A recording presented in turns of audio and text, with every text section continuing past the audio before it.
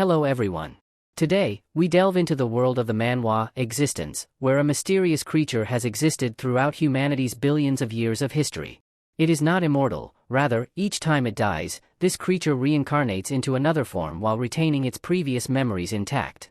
It could be a fish living underwater, an eagle ruling the skies, perhaps just a small ant following the colony, or even a massive dinosaur. Thus, despite Earth's changes or the extinction of dinosaurs, this creature has endured for billions of years in an endless cycle. Throughout this enduring journey, the creature's most despised entity has always been humans. The world's natural order dictates that the strong prevail over the weak, so each time it dies or becomes food for stronger creatures, it feels normal. Only humans, in its eyes, are abhorrent beings due to their countless instances of taking lives of other creatures not just for survival but for mere pleasure. Despite its intense loathing for humans, it cannot resist them because humans possess diverse and continuously evolving weapons. That's the power of the creature at the top of the food chain on Earth. How will this creature's journey of revenge against humanity unfold? Will it eradicate humanity with the deep-seated hatred accumulated over centuries, or will it become a mighty creature protecting humanity? Let's explore this journey with Koi Recap. As this chapter unfolds, the creature once again meets its demise at the hands of humans. Taking the form of an elephant, despite longing for a permanent death, it still endures the pain of reincarnation, akin to its body being crushed, and the greater the pain, the higher the likelihood that the creature it becomes will ascend the food chain. After countless experiences, it has never felt pain like this reincarnation, so it eagerly anticipates its new life. Indeed, it reincarnates into the current top predator, humans. Li Jian is the name bestowed upon him by his mother, the first time in countless millennia he has had a name. From birth, he did not cry. Each time his mother attempted conversation, Jian merely reacted without speaking. Concerned for her son, she took Jian for a checkup, but the results were not as expected. Jian's health was perfectly normal, so the doctor advised her to seek a psychologist for him. Jian's mother was furious, directly accusing the doctor of labeling her son as mentally ill. In her eyes, Jian was the greatest thing in life. Speaking of Jian's mother, her name is Youngshil.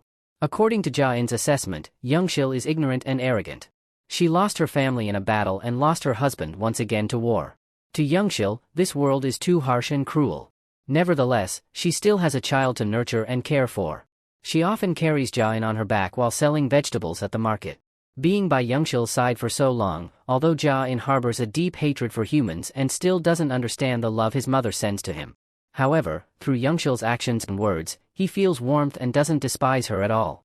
Jian himself has sensed that perhaps his life will be a bit different.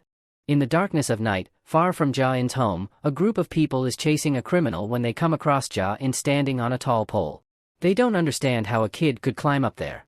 What unfolds before them astonishes them even more as Jian begins to test his abilities. And the timing couldn't be more perfect. Jian immediately tests his abilities on those he considers villains. Thinking of frogs, Jian instantly possesses the abilities of these amphibians and leaps down from the pole without any hesitation, surprising those around him. Jian doesn't utter a word. With the speed of a cheetah and the strength of a dinosaur, in the blink of an eye, he subdues one person. From this moment, he verifies the abilities he had never possessed before, from all the living creatures he had experienced. Now, Jian has reincarnated with all their strengths. Although he doesn't understand why he possesses this power, one thing Jian knows for sure is the outcome of this long, enduring process. Ultimately, this life will be his last. This realization makes him feel relieved because he can finally die. Contrary to the onlookers witnessing a child killing someone with a single punch, which is truly insane, a detective, unable to maintain composure, attacks Jian. Despite his reflexes, Jian still endures the punch to reconfirm his abilities. As a result, he is knocked down to the ground. Feeling the pain from the detective's punch helps Jian understand more about his capabilities. Thus, if he doesn't reveal his powers, he is just an ordinary human. Aware of his abilities, Jian prepares to face the next punch from his opponent. Jian manifests the strength of a turtle. Consequently, the detective not only fails to do anything, but Jian also counterattacks, dislocating his hand. Without giving the opponent a chance to react, with the strength of a chimpanzee, Jian almost sends the detective to his demise.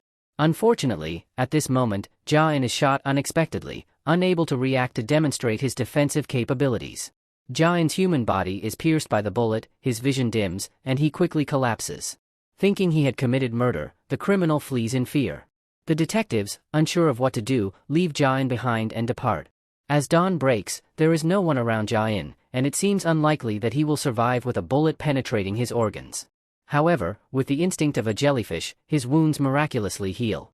Ja-in is alive, but he doesn't seem happy about it. The immense power he possesses leaves him in doubt. Looking into the distance, he can even hear his mother calling his name. With emptiness in his soul, he disregards his mother's worries when she searches for him. Ja-in considers leaving Youngshil's embrace, but when he recalls his mother's affectionate gestures and her cries when she couldn't find him, he cannot bear to leave. Ja-in's body is also exhausted. As he collapses to the ground, it is the moment his mother finds him.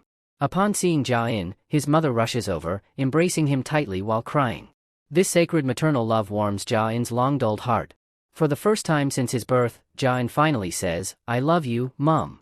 Meanwhile, at the police station, the criminal has been captured. He attempts to report Ja-in's existence to the police, but due to some conspiracy, the detective betrays the criminal.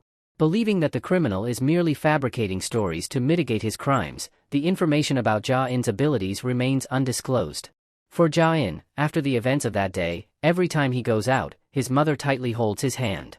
For a period, his mother does everything to protect him, from threatening to beat up bullies who target Ja-in to confronting gossiping neighbors daring to speak ill of her son, or even staging protests when others try to take her spot at the market.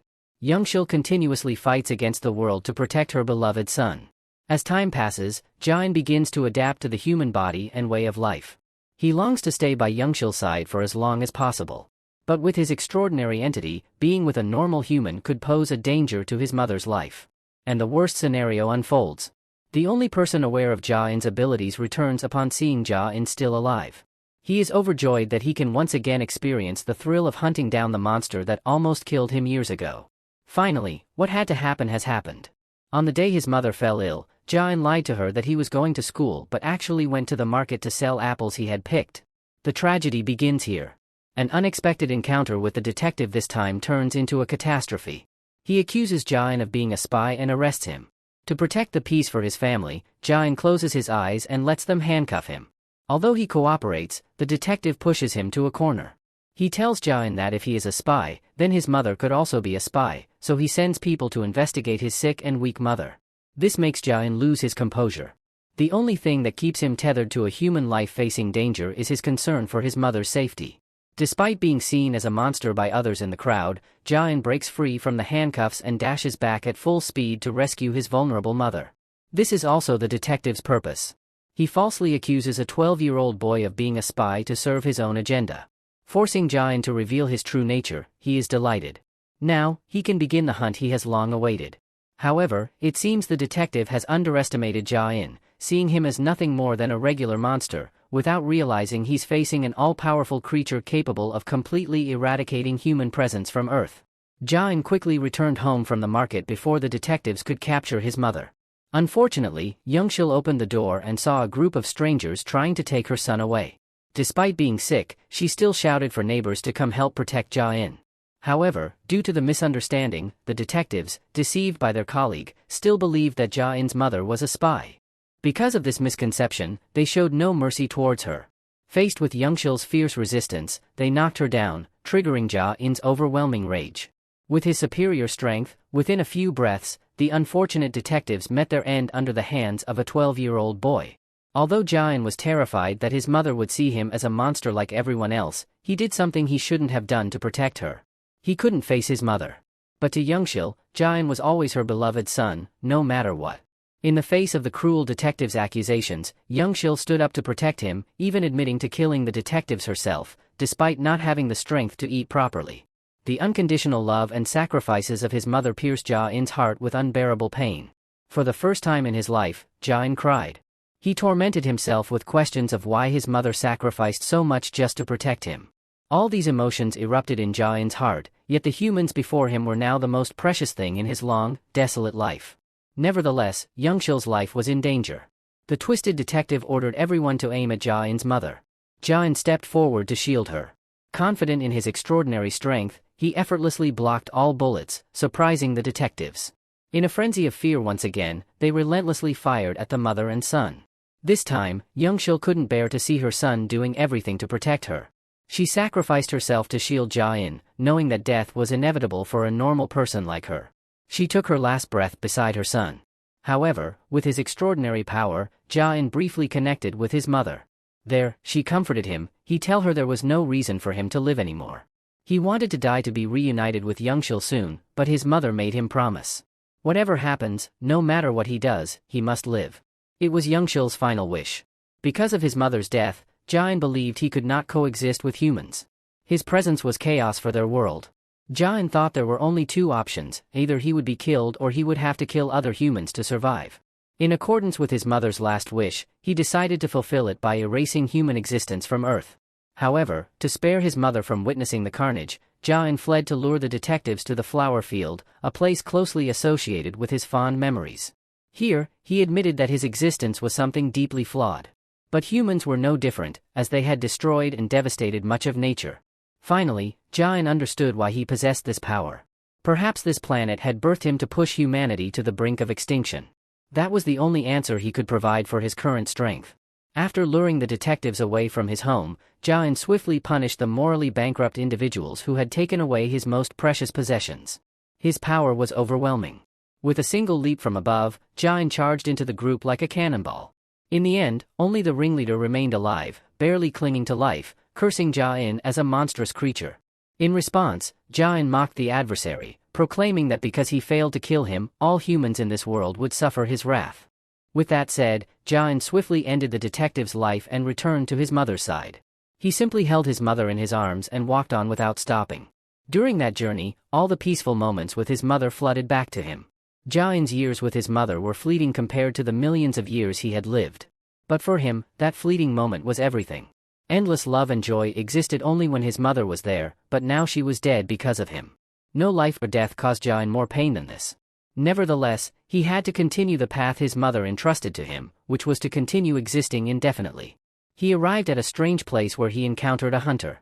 When the hunter shot and killed a bird, Jia-in intended to kill him, but when asked about his parents, he hesitated. Upon hearing that Jia-in's mother had passed away, the old man became concerned and gave Jia-in his coat to wear, taking him to his home. There, only an elderly mother awaited her son's return. They treated him kindly, and their affection for him was wonderful. Thus, Jia-in's dwindling trust in humans was rekindled once again. However, life for the two of them was very difficult, so they couldn't care for Jia-in well. The next morning, the old man took Jia-in to town to find a better place to care for him. On the way to their new home, Jia-in was curious about the hunter's mother. Why couldn't she speak or hear anything, yet the hunter spoke to her every day? The hunter explained to Jia-in that even though his mother couldn't hear or speak, she understood everything he wanted to say. That was the bond of maternal love. This made Jia-in's mood gradually better, but this fleeting joy was quickly extinguished. While walking, a heavy rainstorm arrived, and both had to seek shelter. Disaster struck immediately. Because the recent profit-hungry enterprises had cut down all the trees, a landslide occurred when the heavy rain came. Unfortunately, the hunter became a victim of this disaster. He couldn't survive being crushed by the layer of rocks and earth. Once again in his life, Jia-in had to helplessly watch someone he cherished die right before his eyes. Despite feeling deeply saddened, he brought the hunter's body back to his mother as the deceased had wished. Upon seeing her son's departure and unable to bear the shock, the elderly mother passed away shortly after. In Jia-in's heart, he truly struggled between two paths, whether to eradicate humanity or not. He didn't know what to do and feared making the wrong decision. However, recalling Youngshil's teachings, she had once said that even if he didn't know, he still needed to try. If he got stuck, he should just do what he believed was right. Making mistakes was okay. With that lesson in mind, Jia-in decided to punish the recent profit-driven enterprises for their greed, which had caused the deaths of two innocent people. He quickly set out and reached the business's location. With his overwhelming power, Jia-in massacred them all, something he wanted to do at that moment. To annihilate humanity was no simple task, but he still believed he could do it. With that thought, Jia-in visited the graves of the two deceased once more before leaving to hone his abilities. Jia-in possessed the power of all creatures, but the issue was that without active thinking, he was just like an ordinary human. He needed training to change that. As time passed, after the first 5 years, he could maintain his abilities subconsciously. Evidence was when he was hit by a train, yet he didn't flinch due to his shell-like toughness. In the following year, Jia-in could communicate with all living creatures through telepathy. Through this, he realized that most creatures on Earth liked humans, which was unsettling for him. And so, after 5 more years, then 10, Jain became a formidable entity, a mature human body with comprehensive strength, capable of reacting to any external impact without actively thinking. What's even more insane was that he could communicate not only with living creatures but even with the earth, water, and trees. Or in other words, the life within those things. Jain had connected with the earth, which was suffering and dying due to human environmental destruction. After 30 more years of training, his abilities became limitless, and he could combine multiple powers to do seemingly impossible things. Now he could wipe out all humans whenever he wanted, just by transferring heat into the ground, exerting pressure on it, and repeating it several times. Jain could cause a horrifying earthquake that split the earth in two. With his current power, creating an earthquake that affected all 6 continents with an intensity was within his reach. Consequently, all 6 continents would be divided into smaller pieces, and half of them would sink into the sea. If that happened, Jain believed there would be no human left alive through this catastrophic tragedy. Jain had planned to do so, but he still hesitated because not only humans, but people like his mother and the hunter also made him reluctant. Having been lonely for 47 years, after some contemplation, Jain realized he could do anything he wanted, so there was no need to rush. So, for now, Jain would take the time to observe more about humans before making what he believed to be the right decision. However, wherever he went, there were traces of human destruction. Witnessing a forest full of flowers being cleared by humans to build roads for traffic, Jain became very angry. With just a slight exertion of his power, he turned the road into a mess. Initially, to destroy everything, Jain ignored the driver on the road. But when he saw the driver's face resembled his late mother's too much, unconsciously, Jain rushed to save her. Unfortunately, at that moment, he was hit by a stone falling from above. While falling, he was surprised that he couldn't use his power to defend himself. But when he thought of the stranger's face resembling his mother's for a moment, he lost consciousness completely. Seeing that face couldn't help but make Jain curious. Immediately look at that face for further confirmation. But due to the shock he caused, the stone accidentally fell and hit his head. And when that happened, it was feasible for him to be injured like an ordinary human. And that was the conclusion of the first part. See you in the next part. Peace.